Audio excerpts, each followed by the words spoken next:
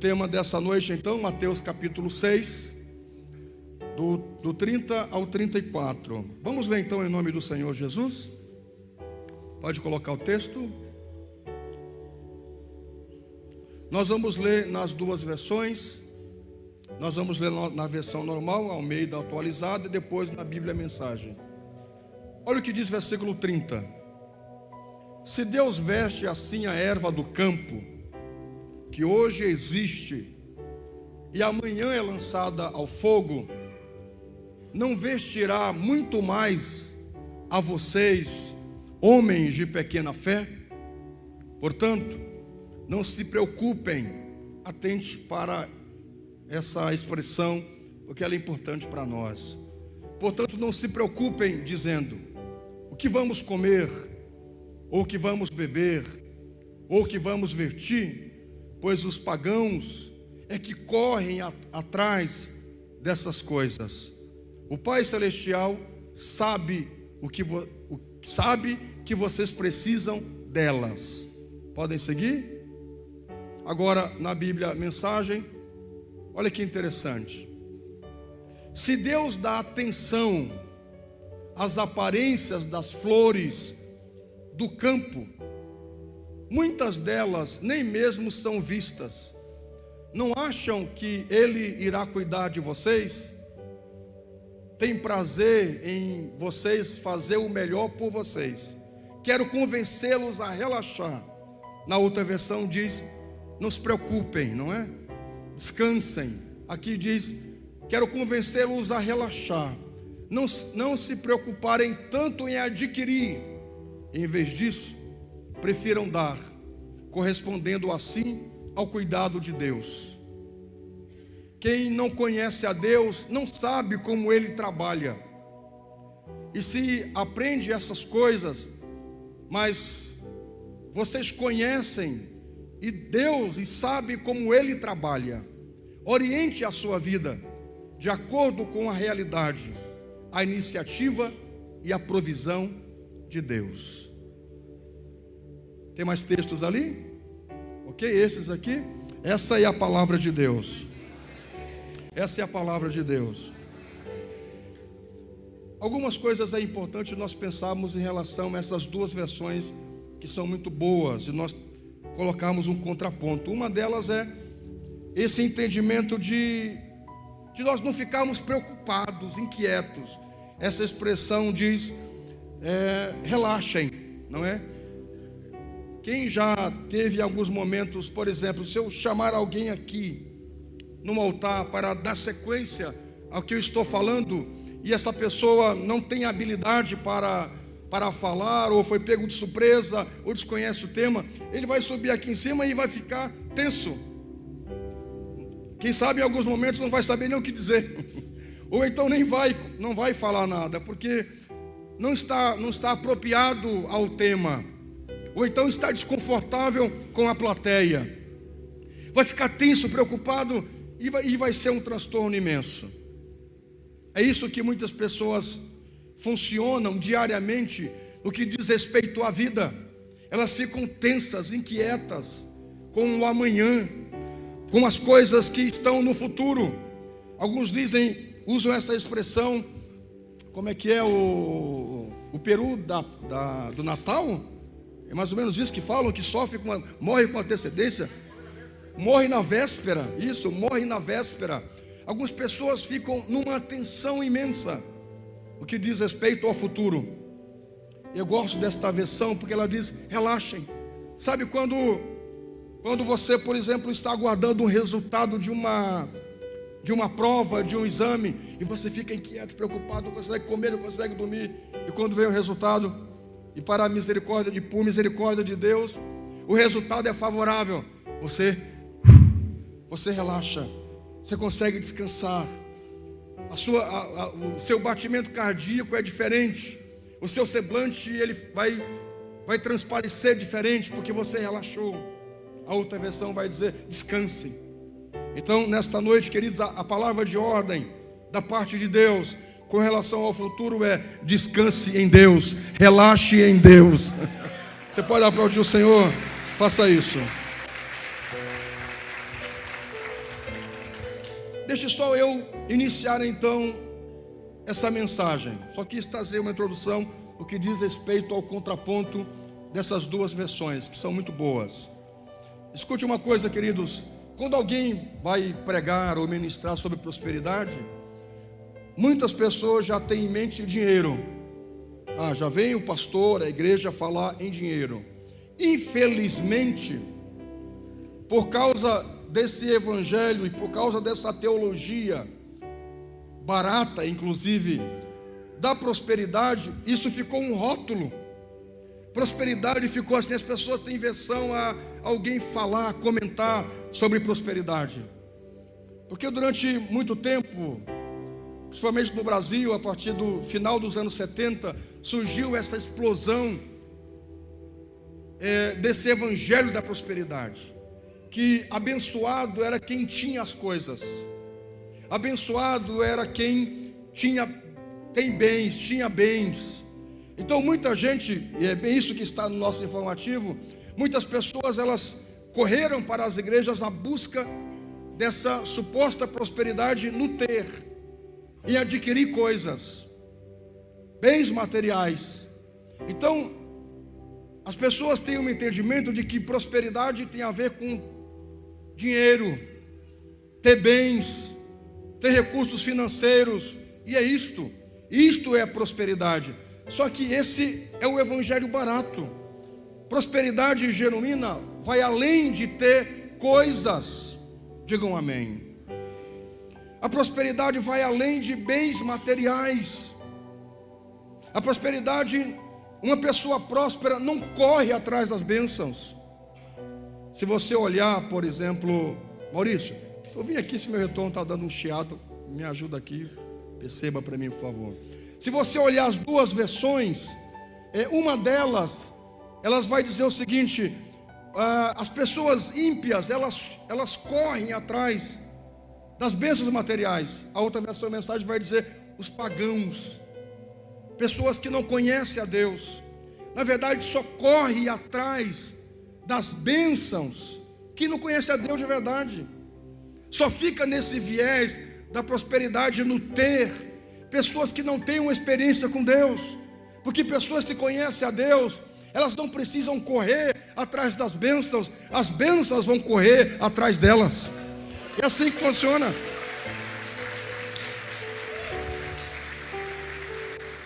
Melhore o seu aplauso, melhore, mais animado.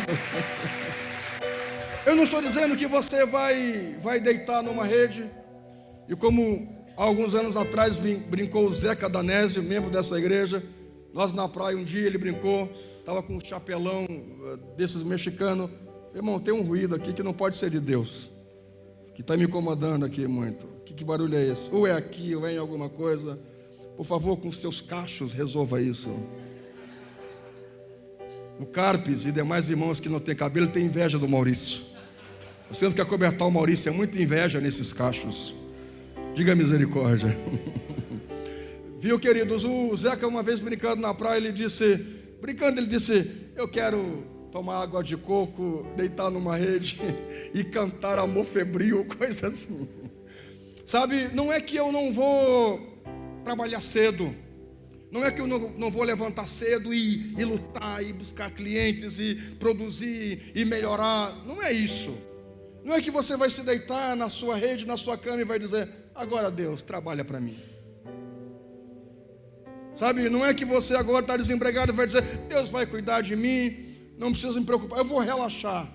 Aí você tem família, tem filho, tem as contas para pagar, e vai dizer, Deus, está aqui a conta de luz, aqui a conta de água, agora é tudo com o Senhor. Não pode ser assim, não é? A gente vai lutar, mas nós vamos ter o entendimento de que eu farei a minha parte, mas Deus sempre terá o melhor para mim, e eu não vou matar a minha família, destruir a minha família, me destruir para ter coisas. Eu terei o entendimento que preciso dar o meu melhor, e ao seu tempo tudo virá para mim. Ao seu tempo tudo virá. Gente, eu não consigo entender como é que alguém não consegue comer para ficar pagando uma prestação de um carro. Eu não consigo entender isso.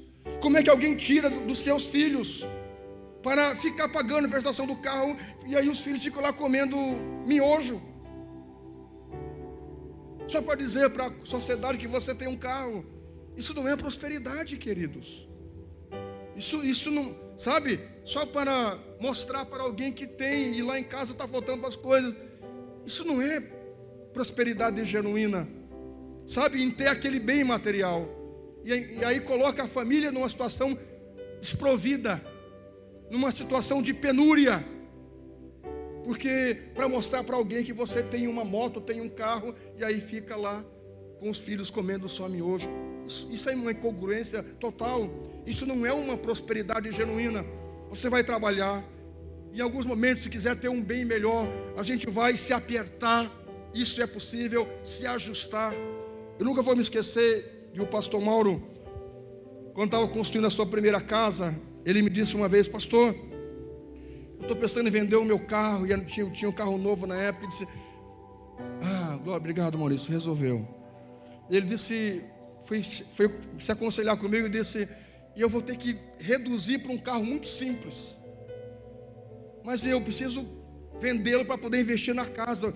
Eu faço isso, as pessoas não vão falar que o seu vice-presidente, pastor auxiliar, está regredindo. Eu digo: primeiramente, querido, a sua vida diz respeito à sua vida. Primeira coisa, isso para mim está muito bem claro. A minha vida diz respeito a mim e acabou. A minha vida diz respeito à minha vida, queridos. Eu digo: meu querido pastor Mauro, a sua vida diz respeito à sua vida. O que você faz dela, você tem que falar entre sua esposa e seus filhos e acabou. O que os outros pensam e acham, como diz a música, tô nem aí, tô nem aí. Primeira coisa. Segundo, você pensa que carro nunca é investimento. Como bom judeu, eu aprendi isso desde cedo com meu pai. Carro nunca é um investimento para você usá-lo, a menos que você pegue para repassar para um negócio. Mas pensar entre um terreno e um carro, o carro sempre vai depreciar. E o terreno sempre vai melhorar, a casa sempre vai agregar valor. Eu digo: você está investindo na sua casa. A gente acontece isso, você se aperta em alguns momentos, você recua às vezes para dar um salto muito maior. Eu disse: aí sim.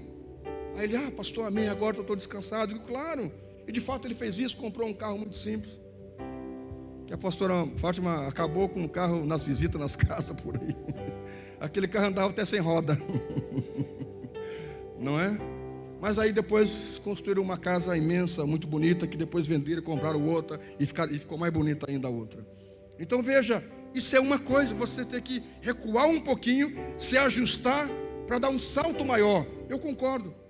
Mas você colocar a sua família numa situação de desamparo para mostrar para alguém que você tem alguma coisa?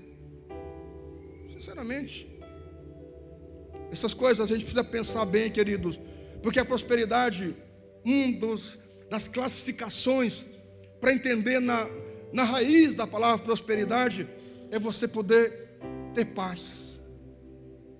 Uma das primeiras conotações de prosperidade é você poder ter paz. O que adianta você comprar um relógio e aí: eu não consigo dormir porque eu tenho que pagar esse relógio, meu Deus do céu, eu não tenho mais paz. Fica brigando por causa da prestação do relógio em casa, briga, contenda. Isso não é prosperidade. Sabe o que a Bíblia diz? Que Deus, Ele nos prospera, e a prosperidade de Deus não acrescenta dores. Quando Deus quer nos dar um bem, isso não pode ser um transtorno para nós. Quando algo que a gente pensa que adquiriu, que dá confusão em casa, que vão separar por causa do que compraram, tem discórdia na família, Deus não está nisso. Quando adquirimos algo ou temos algo, que isso vai implicar o nosso bem familiar. O que nós adquirimos, conseguimos, tem que trazer para todo mundo satisfação, contentamento, alegria, paz. A palavra de Deus diz que a bênção de Deus, ela não acrescenta dores, mas na verdade serve para todos. Então veja, a genuína prosperidade de Deus está em nós termos paz, em nós podemos descansar, em nós podemos relaxar com Deus. Você pode aplaudir a Ele? Por favor, faça com alegria. Eu gostaria que essa igreja é muito madura, não é? Essa igreja, ela tem 14 anos, mas ela é composta de discípulos muito bem maduros, não é? Essa igreja tem a idade da Isabelle. Eu olho a Isabelle, embora é uma adolescente, eu vejo ela muito madura, muito resolvida. Aí, mana, ganhei um crédito contigo aí, tá? Depois beijinho e muito cheiro no papai. Sabe, eu comparo essa igreja, porque a Isabelle nasceu quando a igreja surgiu também. Então eu vejo essa igreja muito madura, e eu gostaria que vocês, e esse altar, tem vindo desse altar palavras muito bem claras, muito bem construídas e estruturadas. Então eu quero que você aprenda muito bem o conceito de prosperidade. Saiba diferenciar a prosperidade de Deus e essa prosperidade tosca, desse evangelho barato, que diz o seguinte, que a prosperidade só está em ter. Você tem carro? Você tem casa? Você tem 2 apartamentos, 3 apartamentos? Você é próspero. Sua empresa está bobando, você é próspero. Aí você olha para o casamento, rachado. Você olha para os filhos, fucedo, briga, confusão, miséria, contenda. O que é isso? Isso é riqueza. Eu nunca vou esquecer de um grande executivo que eu estive em São Paulo, lá no Morumbi, que eu fui orar por ele, nos bairros mais nobres lá de São Paulo. Ele, executivo de uma multinacional de carro. Na época, o salário dele, isso em 96. Na época ele dizia que o salário dele beirava a casa dos 150 mil reais na época. O salário, para constar, mas ele ganhava 3 vezes mais que isso. Isso era só o salário para dizer que ele tinha um salário, mas ele ganhava 3, 4 vezes mais que isso, ele dizia. E ele me chamou para ir na casa dele para orar. A casa do homem tinha um quarteirão quase assim. Uns 10 seguranças na volta da casa, metralhadora, 12, meu Deus do céu. E quando nós sentamos, ele disse, ore por mim. Você vê, parece que eu tenho tudo, não é? Eu quero comer. Aí usou a expressão lá, um pata, não sei com o quê. Eu pego o avião e vou lá para Paris. Eu digo, eu sento na volta do rio Sena e fico lá comendo um petit gâteau. Eu digo, Jesus. E eu aqui com meu pote de sorvetão aqui. Ele pegava um jatinho e ia sentar na volta do Sena. O Sena é o rio que corta Paris.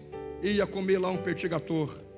Quando eu quero, às vezes já aconteceu de eu querer tomar um chá da tarde em Londres, eu pego o jatinho e vou lá e fico na volta do Tamisa. Tamisa é o rio que corta Londres.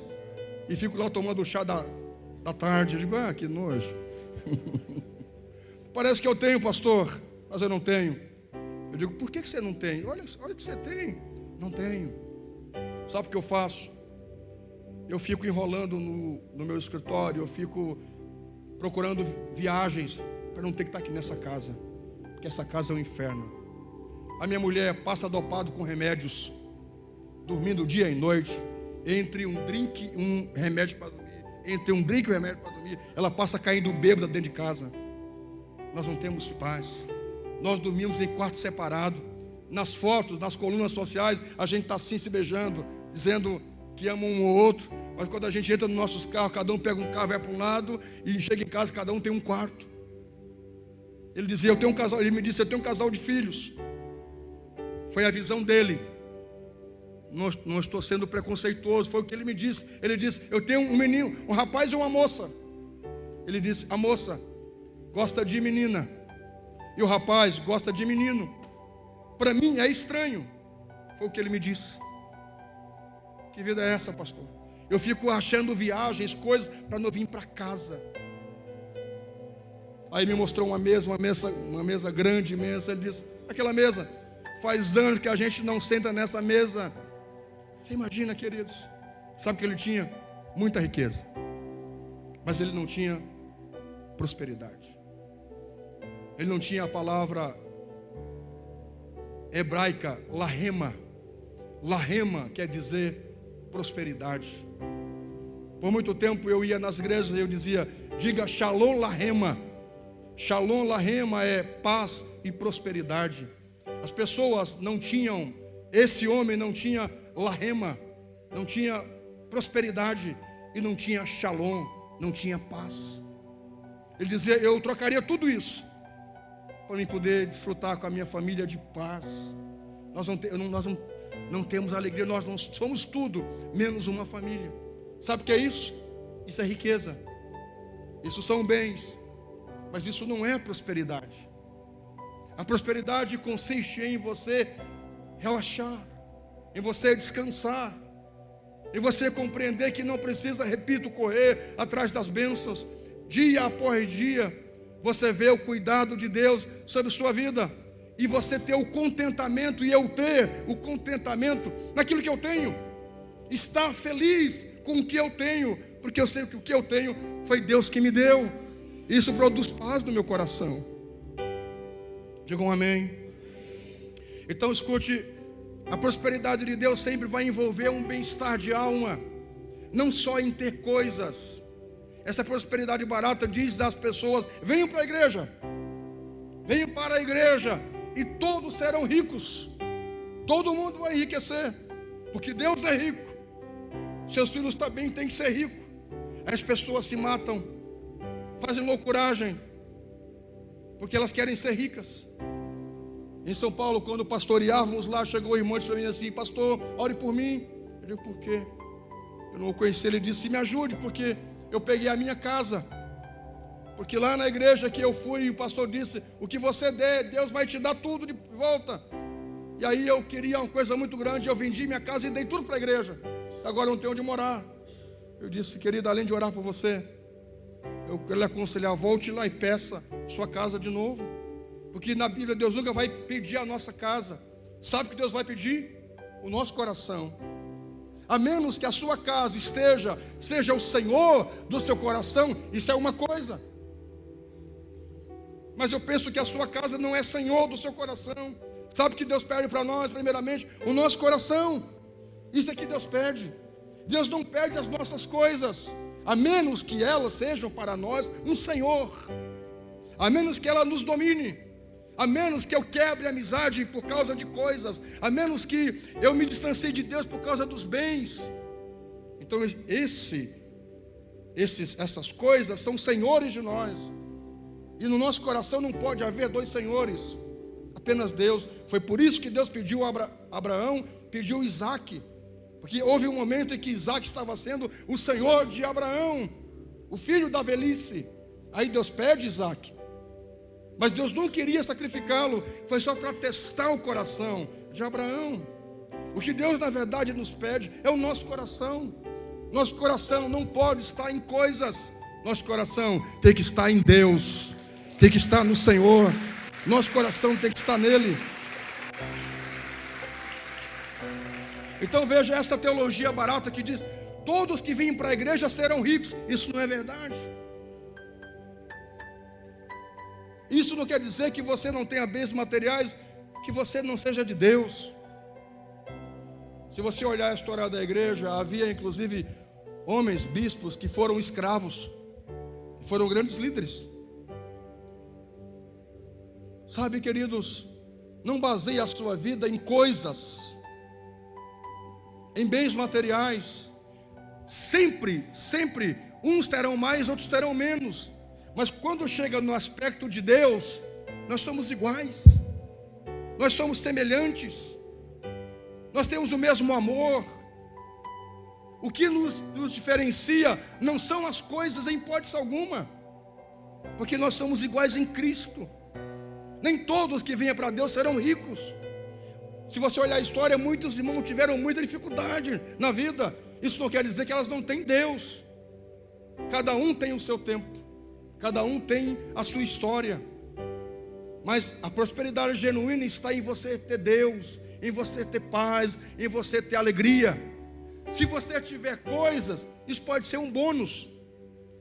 Algumas pessoas não terão coisas, não terão bens, Isso não quer dizer que elas não são prósperas. Porque, repito, prosperidade é um estado de alma, de espírito. Digam amém.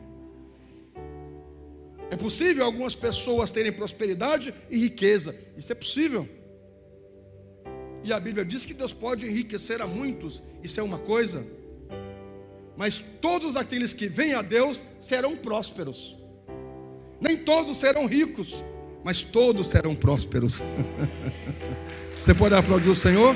Faça com alegria.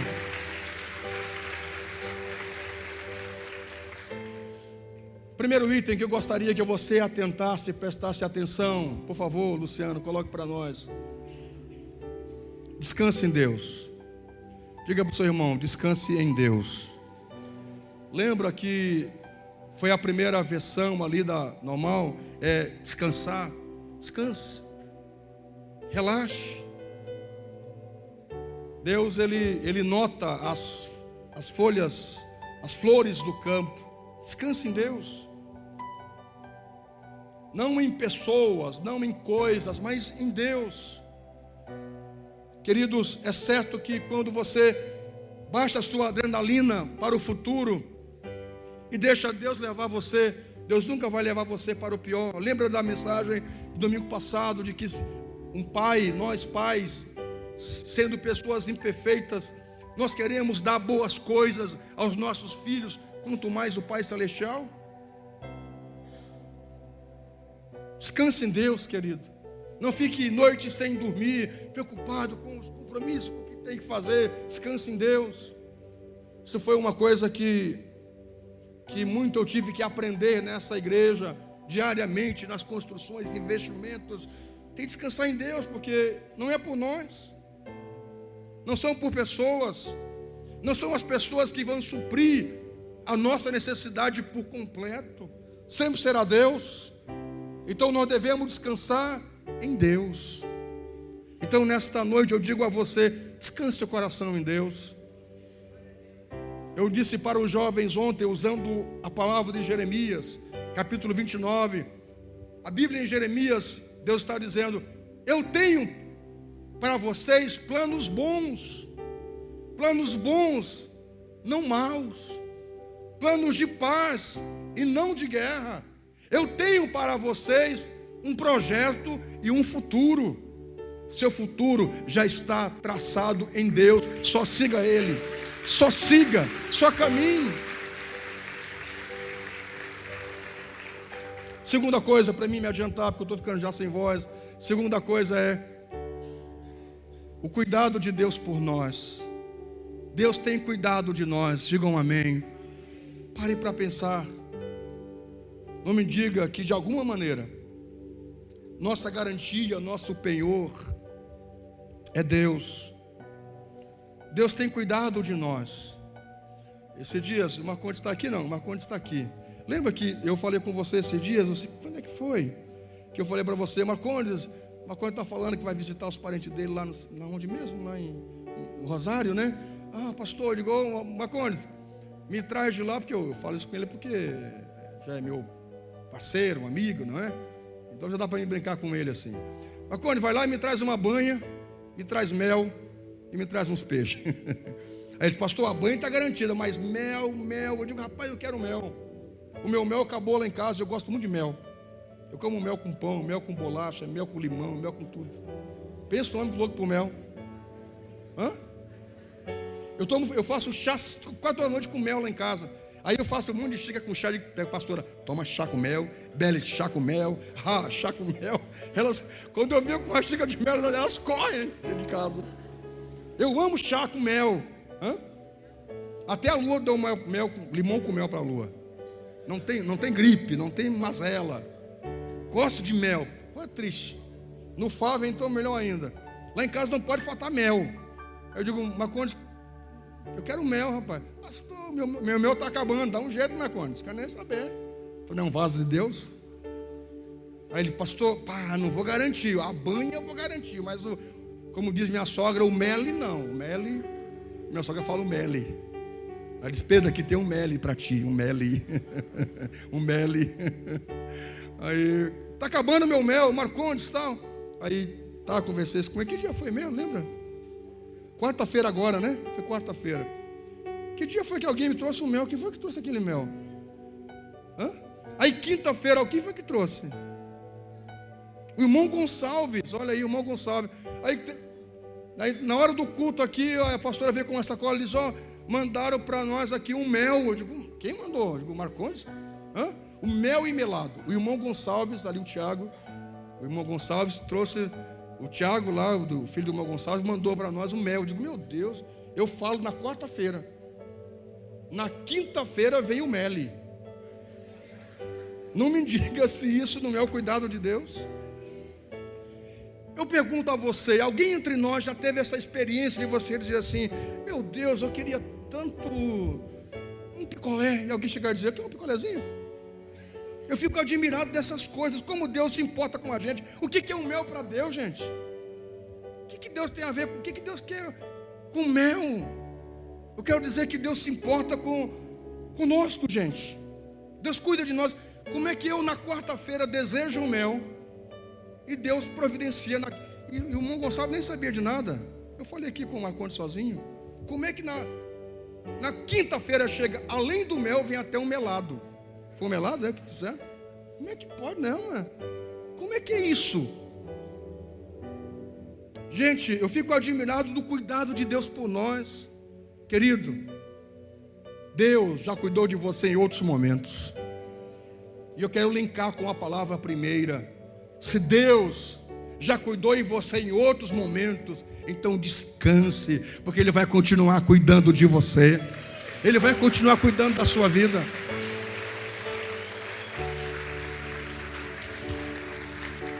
Um dos meus salmos preferidos, e deve ser de você também, é o 23. E o 23 diz, o Senhor é meu pastor, nada me faltará. Deitar-me faz em verdes pastos, guia-me mansamente às águas tranquilas. Refrigera a minha alma por amor do seu nome. Ainda que eu andasse pelo vale da sombra da morte, não temerei mal algum, porque tu, Senhor, estás comigo. A tua vara e o teu cajado me consola. Preparas uma mesa perante mim, na presença dos meus inimigos. Unges a minha cabeça com óleo e o meu cálice transborda. Certamente que a bondade e a misericórdia me seguirão todos os dias da minha vida, e eu habitarei na casa do Senhor para sempre. Olha que salmo poderoso. O salmista nesse salmo está dizendo, na versão original hebraica o Senhor é o meu pastor e Ele não me faltará. Quando o padre João Figueiredo, não é? Não, Figueiredo não é o presidente. Não é o que traduziu para o português. João Ferreira de Almeida, quando ele escreveu, eu acho que ele não sabia bem o hebraico, e ele escreveu, o Senhor é o meu pastor, nada me faltará. A versão original, na verdade, o Senhor é o meu pastor e Ele não me faltará. Não são as coisas que não vão me faltar. Quando você lê aqui, diz, o Senhor é meu pastor e nada me faltará. Na versão original o Senhor é meu pastor e Ele não me faltará. Deus não vai faltar na sua vida. Deus não vai faltar. Sabe, eu fico admirado de pessoas que eu vejo diariamente o cuidado de Deus. Eu vejo pessoas produzindo festas, e chega alguém e diz assim, eu vou abençoar a tua festa, eu vou te dar uma festa, eu vou fazer tua coisa, eu vou te dar um negócio, sabe?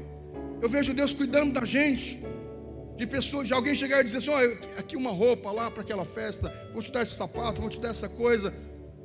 Não são as coisas que não vão nos faltar. As coisas vêm até nós não por elas mesmas. As coisas vêm porque Deus não nos falta. É Deus que não nos falta. E a história que eu já contei para vocês da família viúva e pobre que queria o pão, e oram e pedem pão, e passam os meninos vindo da festa, e ficam vindo as crianças orarem, pedindo pão, e eles dizem, vamos fazer uma brincadeira, uma piada com essas crianças bobas, e essa viúva crente boba que está pedindo pão, Deus manda pão, vamos na padaria comprar pão, vamos jogar pela janela, e vamos ver que eles vão reagir. E aí, eles vão lá, compram o pão, e depois jogam na janela, e eles, mamãe, Deus respondeu a nossa oração, Deus mandou pão. Aí as crianças oram, celebram, aí os meninos batem na porta de manhã cedo, aí alguém abre a porta. Oi, tudo bem? Gente, não foi Deus que mandou pão, fomos nós que, para brincar com vocês, compramos o pão e jogamos para dizer que foi Deus. E a viúva, vou dizer, vocês podem ter feito brincando, mas Deus usou vocês para nos mandar pão. Isso é provisão de Deus.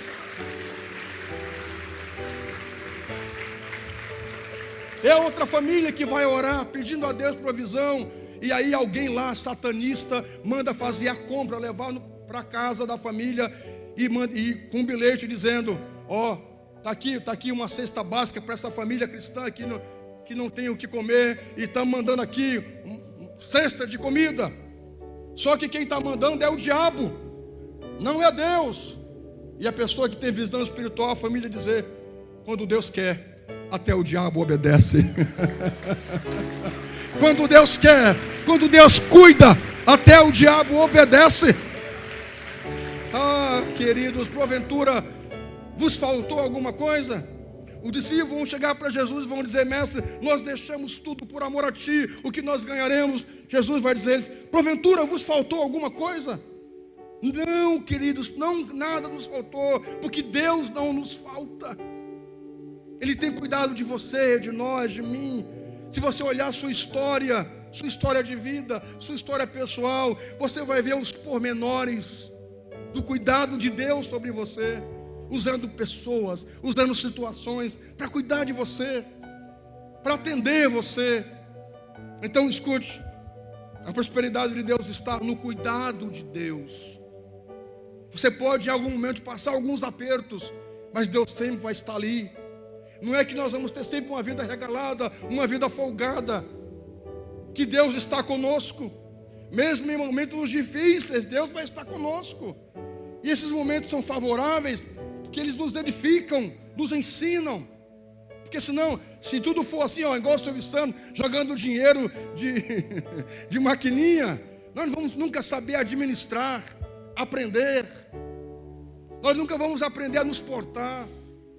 Aí Deus nos permite algum aperto para nos ensinar como é que administra, como é que cuida, como é que se importa, como é que se porta, para aprendermos como Paulo a ter e a não ter. Aprender isso, então, mas isso não quer dizer que não sejamos prósperos. Isso não quer dizer que Deus nos deixou. Não, queridos. O cuidado de Deus por nós, Ele vai ser sempre, porque Ele é o nosso pastor e Ele não vai nos faltar. Nesta noite eu digo a você: Deus está cuidando de você. E Deus cuida de nós nos mínimos detalhes. Um convite que alguém nos faz e diz: vamos ao culto hoje? Vamos à igreja hoje? Amiga, vamos lá. Amigo, vamos lá hoje. Senta ali. E quando você senta, parece que o pregador está contando a sua história. Me arrepia. Não me diga se isso não é o cuidado de Deus. Não me diga se isso não é uma mensagem que a gente precisava ouvir, que ficamos às vezes desesperados. Aí Deus vem com uma palavra e diz: descansa, relaxa, eu estou cuidando de você. E quando é amanhã, segunda-feira, vai ser um novo dia. Amanhã vai ser um novo dia. Amanhã vai ser um novo tempo.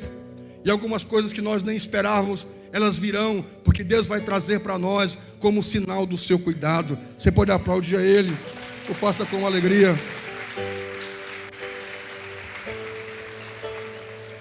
Eu admiro muito o cuidado de Deus para o povo, para com o seu povo Israel, como modelo para nós.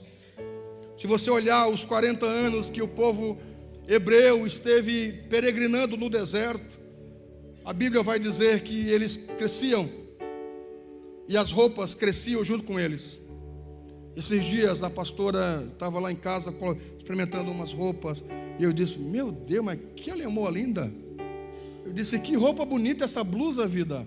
Que blusa linda essa blusa. Ela disse: você não lembra dela? Eu tenho ela há mais de 15 anos. Eu digo: mais de 15? Como é que você consegue ter uma blusa de quase 15 anos? Isso é prosperidade. As coisas durarem para nós. As coisas durarem e continuarem belas. Eu disse, mas que blusa bonita, ficou muito charmosa. Dá uma rodadinha, só uma rodadinha na minha frente, ela é boa. Mas cuidado, porque depois a coisa vai piorar pro teu lado. E ela disse, essa blusa tem mais de 15 anos, comprei em tal lugar, assim, assim, assim. E quando ela quis comprar, estava um preço alto. Essa foi outra blusa que você quis comprar, e aí ela achou um preço elevado, e eu digo, que bom, graças a Deus que achou um preço elevado. Aí depois ela vai lá e está pela mixaria, e ela consegue comprar. Isso é uma outra pregação, na verdade, não é? Eu só sei que essa blusa é muito bonita. Ela disse, eu tenho mais de 15 anos. Parecia que ela tinha comprado por esses dias. Sabe, que coisa interessante isso. É o povo de Israel que estão caminhando, peregrinando por 40 anos. Eles vão crescendo, e o sapato cresce junto com o pé. Olha que negócio fabuloso esse. A Bíblia diz isso. As roupas vão crescendo junto com eles. É o povo que está no deserto e não tem um Big, um hipermercado, um Walmart, não tem um Pão de Açúcar, não tem um Carrefour, mas eles têm pão todo dia, mas tem maná todo dia. Eles não têm uma fazenda de carne, de bois, mas todo dia Deus manda cordonizes. Não me diga se isso não é o cuidado de Deus, gente. O cuidado do Senhor para com o seu povo. Eis um exemplo, Deus cuidando dele diariamente. Durante o dia no deserto é um calor, quase 50 graus. Eu estive viajando para aquela região, junto com a Odi também. A Odi também andou por lá, né, Odi? Naquela época de viagem para Israel, não é? Calor terrível. Aí a Bíblia diz que Deus mandava uma nuvem. Meu, que isso, gente? Deus mandou uma nuvem. Durante a noite é menos 0 grau de frio, um frio terrível. Deus mandava uma coluna de fogo para 2 ações, para aquecê-los e para guiá-los. Olha o que Deus faz, queridos. Não me diga se não é o cuidado de Deus. Nesta noite eu digo a você, de acordo com a palavra de Deus, por essa semana você verá sinais do cuidado de Deus para a sua vida. Se prepare, você verá sinais, situações do cuidado de Deus para a sua vida. Por favor, o próximo item, para mim encerrar. Diga, busca o reino de Deus. Diga, busca o reino de Deus. Quando o texto que nós lemos vai dizer que nós precisamos buscar em primeiro lugar o reino de Deus. Não buscar coisas, não buscar bens. Os pagãos, os incrédulos, os que não conhecem a Deus, buscam coisas. Os filhos de Deus, os prósperos, genuínos, não buscam coisas, buscam o reino de Deus. Nessa noite eu gostaria de convidá-los a buscar o reino de Deus. Porque quando você busca o reino de Deus, você aprende a dinâmica de que o reino de Deus, quando você pertence a esse reino, a dinâmica dele para estar nesse reino não é adquirir, mas repartir. É o jovem rico que chega para Jesus e diz: Senhor, eu quero te seguir, eu quero estar no teu reino. Eu obedeço pai e mãe, eu obedeço os mandamentos. Jesus diz: tá, então eu obedeço os mandamentos, eu obedeço todos eles, eu faço um monte de coisa. Ele parecia um jovem perfeito, apropriado para o reino. Ele parecia que buscava o reino. Aí Jesus diz: quer me seguir? Quer vir para o meu reino? Quer conhecer o meu reino? Pega o que você tem e reparte. Ele ficou triste e foi embora. Ele não entendeu a dinâmica do reino. Genuinamente Jesus não queria que ele o fizesse na prática de vender. Era um homem que parecia que conhecia a Bíblia, ou a Torá, mas ele não conhecia de verdade. Porque se ele conhecesse, ele diria: Senhor, eu vou fazê-lo. O mesmo Deus que estava ali na pessoa de Jesus, o testando, foi o mesmo Deus que testou o pai Abraão, dizendo: me dá teu filho. E Abraão deu. Era só um teste de Deus. Jesus fez a mesma coisa. Se ele conhecesse genuinamente a história de Abraão, do pai Abraão, ele diria: eu darei, eu repartirei. Aí Jesus diria a ele: não precisa, não precisa. Eu só queria saber do teu coração. Não precisa. Eu só queria saber do teu coração. Mas ele sai entristecido e não promove essa ação de buscar o reino de Deus, dando um passo à frente, dizendo: eu vou repartir. Não, ele sai entristecido porque estava apegado com as coisas. Quem busca o reino de Deus, queridos, aprende a dinâmica de repartir. Eu creio que José de Arimateia, um dos mestres da sinagoga, ele está no reino dos céus porque ele repartiu o seu túmulo com Jesus. Ele foi lá, pediu às autoridades, tirou Jesus da cruz e colocou no túmulo dele. Ele repartiu o seu túmulo com Jesus. Eu tenho certeza que ele foi salvo. Escute uma coisa, queridos, quando nós entendemos a genuína prosperidade, está em não acumular, mas está em repartir. E é engraçado, quanto mais você reparte, mais se multiplica na nossa vida. As pessoas mais sábias, mais inteligentes, são aquelas que repartem o que têm, a começar do conhecimento, a começar da graça de Deus. Elas não retêm, não querem só para si, mas elas repartem. Não é que você vai sair hoje e vai pegar um caminhão, vai pegar os seus móveis todos e vai dando em casa. Não é isso. Algumas pessoas ao longo da história bíblica o fizeram, mas são situações raras, e se dedicaram só a sair pelo mundo pregar. Isso são raras. Mas quando houver necessidade de repartir uma cama, você não vai reter. Quando chegar a necessidade de repartir o seu bem, você reparte. Quando alguém chegar pedindo um pão, você não vai reter, você vai repartir, ou você vai dar. A dinâmica da prosperidade genuína está não em acumular, mas em repartir. E quanto mais você reparte, mais aumenta os bens de Deus sobre nossa vida. Você pode aplaudir o Senhor? O faça com alegria, por favor. Eu quero ler com você Romanos capítulo 14, versículo 17. O que é o reino de Deus? Alguém diz: o Senhor disse para nós buscarmos o reino de Deus. O que é o reino de Deus? Está aqui. Paulo está dizendo o que é o reino de Deus. Porque o reino de Deus não é comida, não é bebida, mas justiça, paz e alegria no Espírito Santo. Isso aqui daria uma pregação imensa para nós. Isso aqui é o reino de Deus. Se alguém quiser saber o que é o reino de Deus, o reino de Deus envolve nós buscarmos a justiça, gente. A justiça de Deus primeiramente. Entender que é Deus que nos justifica no que diz respeito à salvação.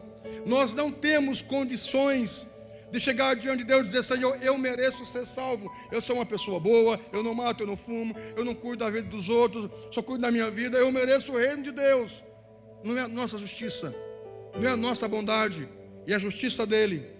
É ele que nos justifica, é ele que nos santifica, é ele que nos salva. Tudo é por ele, por Deus. Depois, sermos pessoas genuinamente justas. É o que nós queremos para o governo do nosso estado. É o que nós queremos para o governo do nosso país.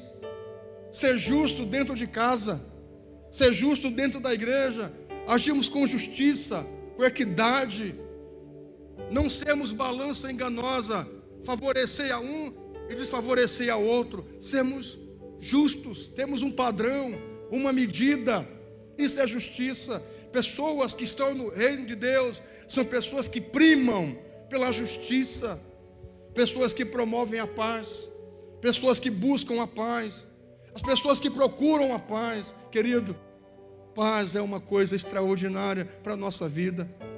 Eu conheço gente que não dorme, não come, não ri, atucanado com a vida, com as coisas, sem ter paz. Como a paz é maravilhosa.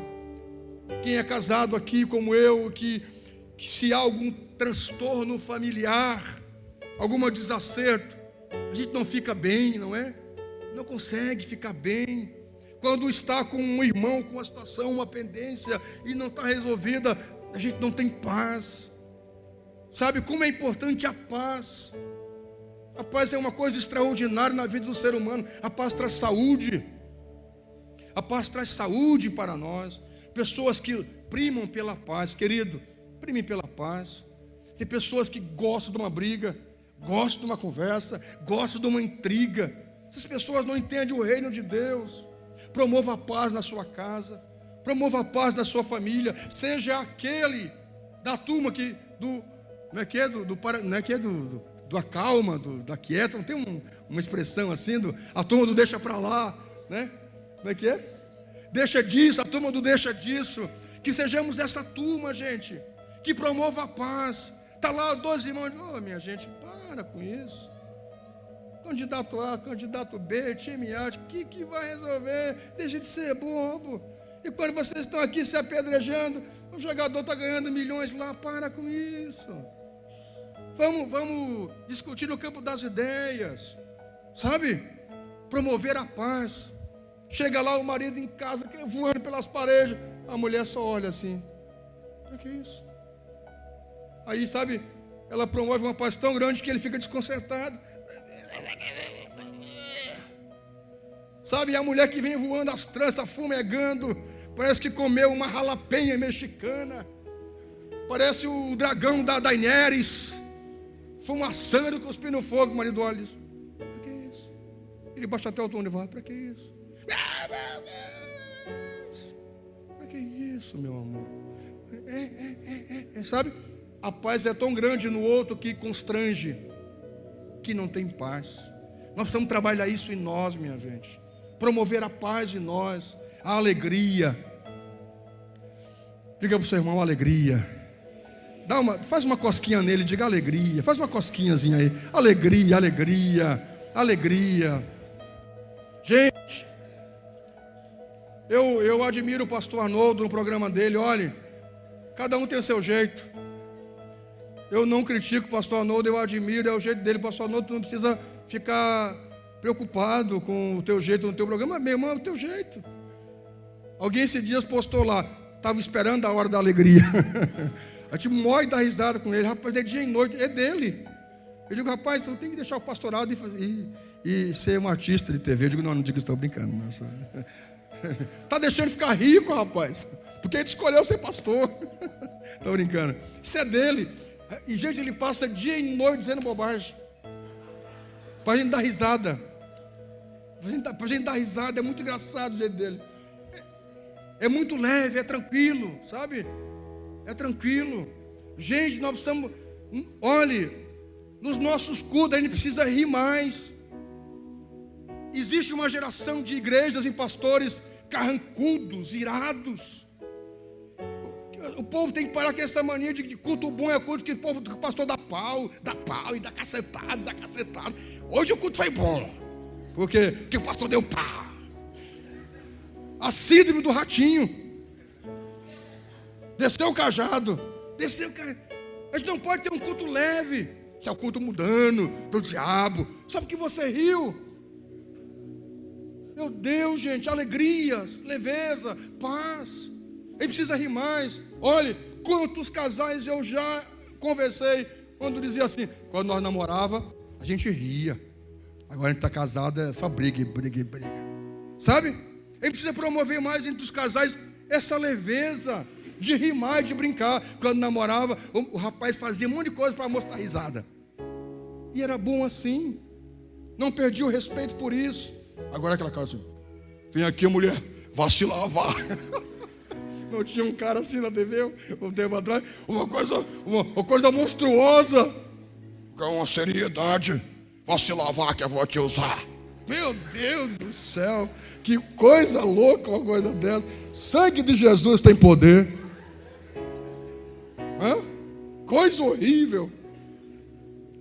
Gente de Deus, o culto não é um picadeiro, o culto não é um circo.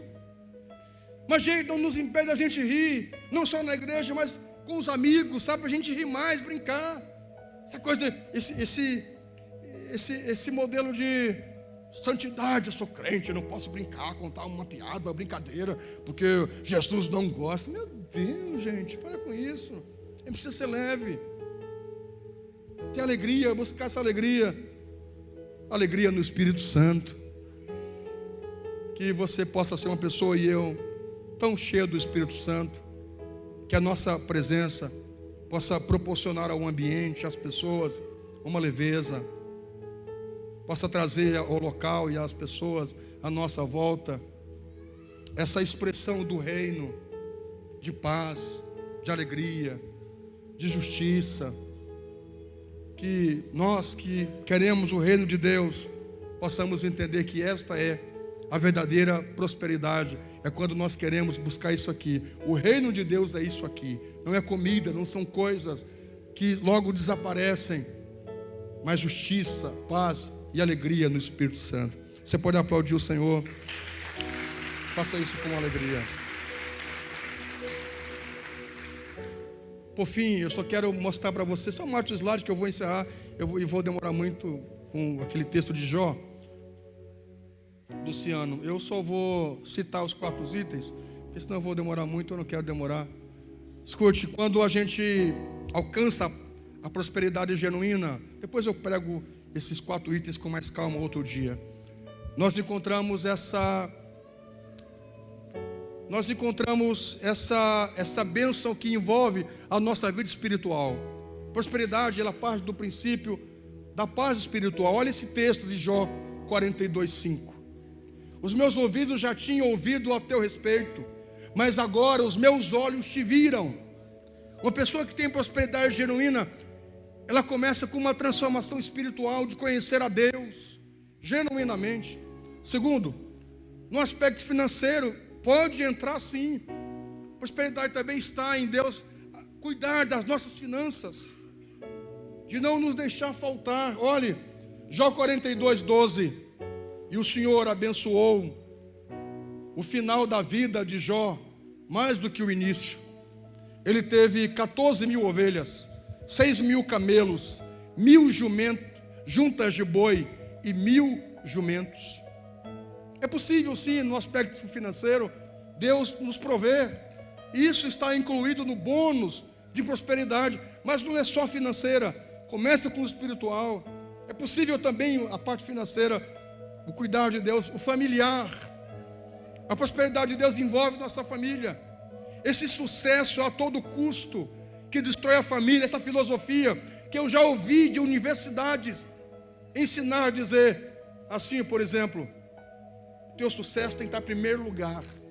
Nem que você tenha que sacrificar casamento, filho, pai, mãe.